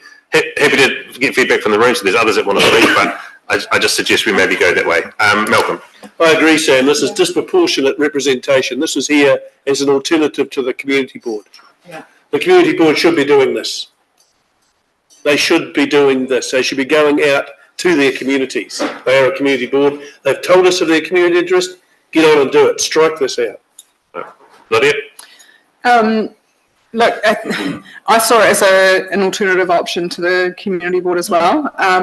And although I do see their merit in council, potentially council staff actually having good relationships with our residents associations, I think it's quite impartial to exclude other residents associations. So if this is something that needs to be explored, it should be considered as the district as a whole, not just selected people. So I support, actually, this needs a lot more work and discussion, and I don't actually see it today as part of a representation review. Thanks, Lydia. Nicole? I don't see this as part of this conversation at all. I think this is for the next council, who will be looking at how they're engaging with their community going forward. We've never, since I've been on council, we haven't looked at it this way. We have gone through the process of where we amalgamated a number of groups and tried to get them to work together and do all this sort of thing. And probably what needs to be looked at for next term is how, starting fresh, how they want to engage. We also need to think about with their individual communities, how they actually engage. Is it quite different? If we're talking about Rolleston, who quite obviously has the biggest share of the population, as we've already come to today. A lot of our community engages online, is quite happy to engage that way, and we answer a lot of questions through that way. So the whole way of looking at various community committees and those sorts of things, it's not a one size fits all thing, and it definitely needs more looking at, and it's not something that I think we can make a decision on today. I want to thank staff for bringing this to our attention, though, because I think it's an important consideration for us and how we do connect with the new associations, particularly because they've now been freed from having to work our way. They're able to do a whole lot more things, which has been really great to see in the community. It's been a really good change, painful through stages, but actually the outcome's been good. We now need to look at how we support those associations. So we're not going to move or second this, it just has been part of today's discussion, and we'll move on to 4. This is the ward names, and I'll move that the council resolves to change the 4 electoral ward names to Kamania Rolleston Ward, Te Waihora Ellesmere Ward, Kapuna Springs Ward, and Tawera Melvin Ward. As a second of that, Shane. And as a part of that, we need to consider now, we have got 3 areas within the Melvin Community Board that don't have Te Reo names. One does, Tawera already, and we're now calling Tawera Melvin Ward. So before we get to this being on a council agenda, there will need to be some work done by staff around what the names of those wards actually are, because we haven't done that work to this point, and we need that confirmed for next week because we have to put those to the commission. Tim, can you talk to that? Yeah, sorry, Sam, I think that's going to be very difficult to achieve. It needs to go to the Runaka Special Committee, and they meet once a month. I'm not too sure what the schedule is. There's a special portfolio that Pumeria is involved with. It took probably close to 5 or 6 weeks to get the names out for the wards. Okay. I think it's going to be challenging to get this report needs to be on an agenda by next Thursday, so a week today. So it's highly unlikely. I can almost say it's not going to happen. Okay. It might have to wait to a future review. And yes. Okay, it's good to have that clarity. The recommendation is just the wards for council. But knowing that other work may go on next term, or between now and the next representation review, to understand what those names might look like. And it could also include, when we refer to those wards, some internal comms updating around what that needs to look like. But what we're discussing today then is just the 4 wards here, and the existing names for the Melvin Community Board would remain. Yes. Okay, cool. Speakers, Elizabeth. I'd like to move an amendment. Now, I just want to clarify on the outset that I don't have a preferential decision on it myself, but because of the response of the submissions, I want to put it forward, and if anyone wants to second it, then so be it. Was to change the order and have the English name before the Māori name. That's my amendment. Is there anyone that would like to second that? Bob?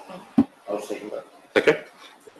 So, yes, Tim. Just to clarify, and I don't know if I need to or not, these are dual names, so you can use one or both.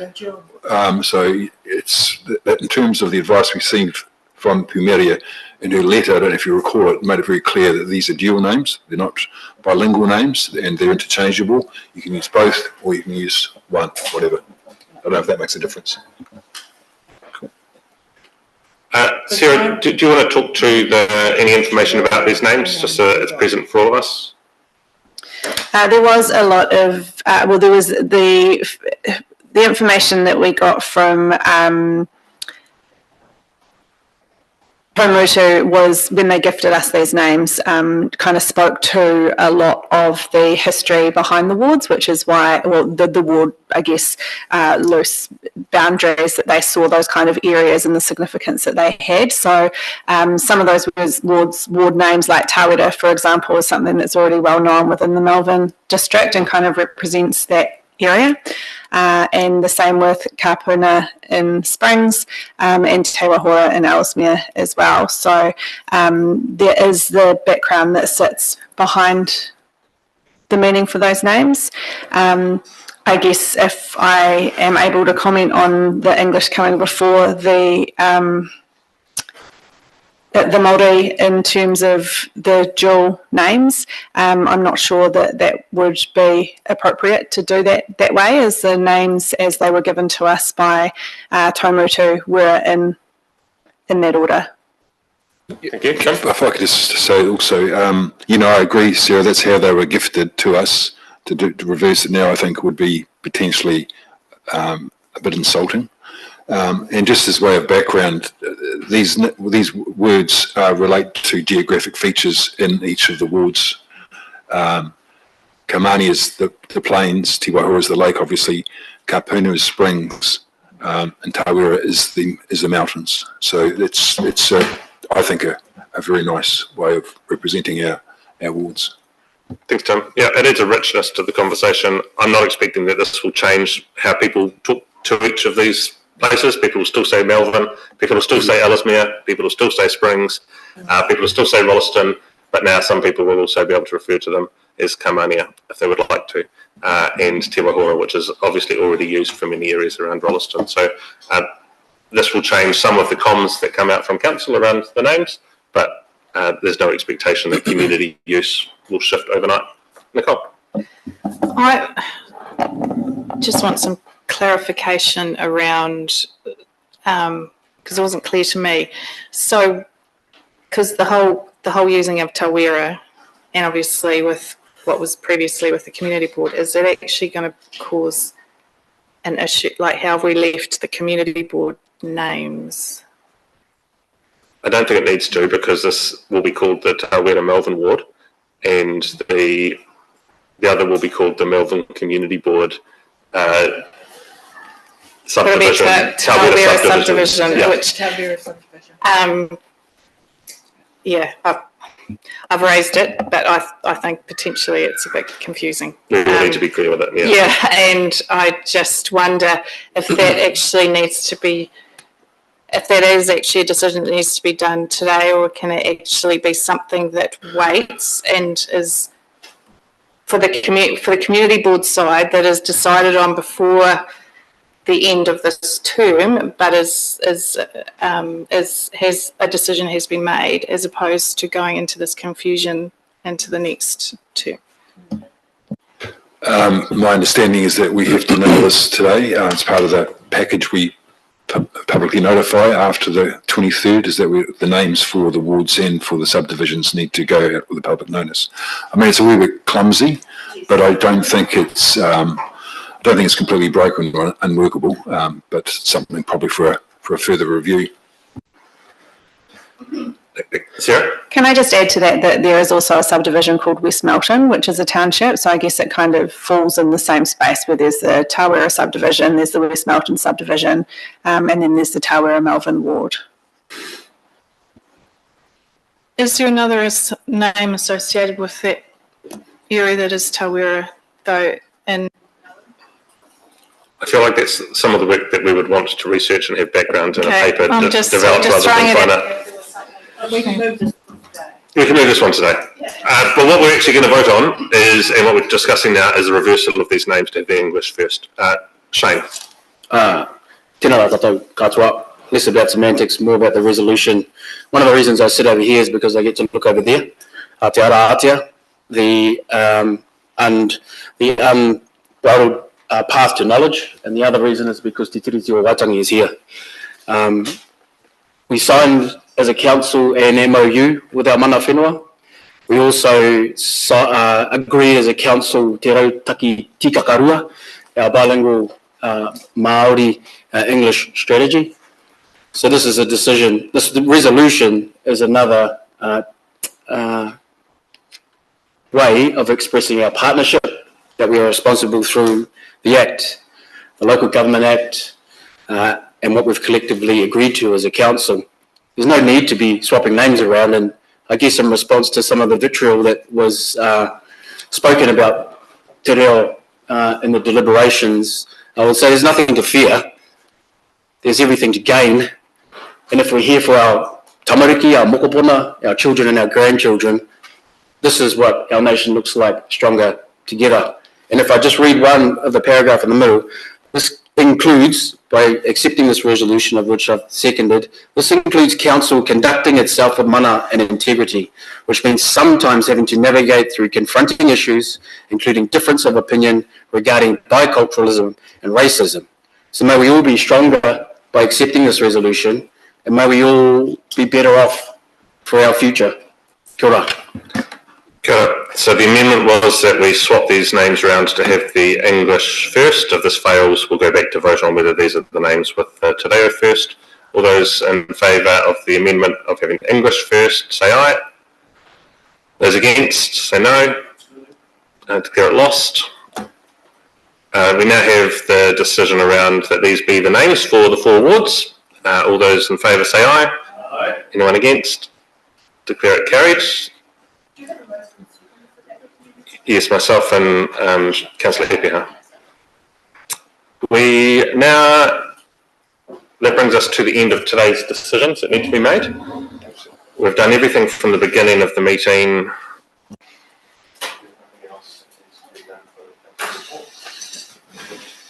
Okay, I'll just get Tim to talk through the stages that'll happen between here, because this is not quite the end of the process. Tim, what's still to come? So we go to the council reports, which will formally accept these resolutions. So that's sort of a form report, and then we need to publicly notify the decisions on the following day. We had a 6-week window before the close of the hearings to that day, so that it ends the day after the 23rd, 24th. And then at that point it goes out for, we give that period goes out and we wait for appeals, and that appeal period from memory is 20 working days. And then if any appeals are provided to the council, we pass them on to the Local Government Commission, who will make a final decision. There are, I think, appeal rights on points of law, but that's about all. It's highly unlikely that would happen. So any appeals to the Local Government Commission, and they make the decision. Cool. Any questions or things about that next part of the process? Phil? I just wanted to know if I could have a 2-minute wrap at the end, because it's wrapping up the whole representation review process. As previous chair of the committee, those things. Yeah. Okay, thank you. However, I just wanted to acknowledge the incredible amount of work that has been done by the members of the committee, Shane, Malcolm, Lydia, the community board, the youth council, and then the work that they generated for so many people in council. I can't name them all, but I will name 4 people. That's Tim, Murray, Sarah, and Pam, who pulled all the stuff together for our thing there. We've had some fantastic debates throughout the time. We've had some laughs, and we've had some tears, and I'm really proud to have been part of the team that has gone through.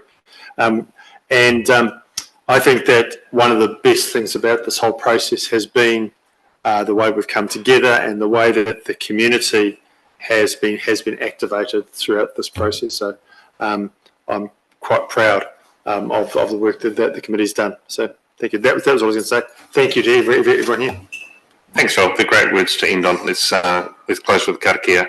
Unahia, Tupo, Tupo, Kia wātia, ai, kua wātia. Thanks, everyone, and you can take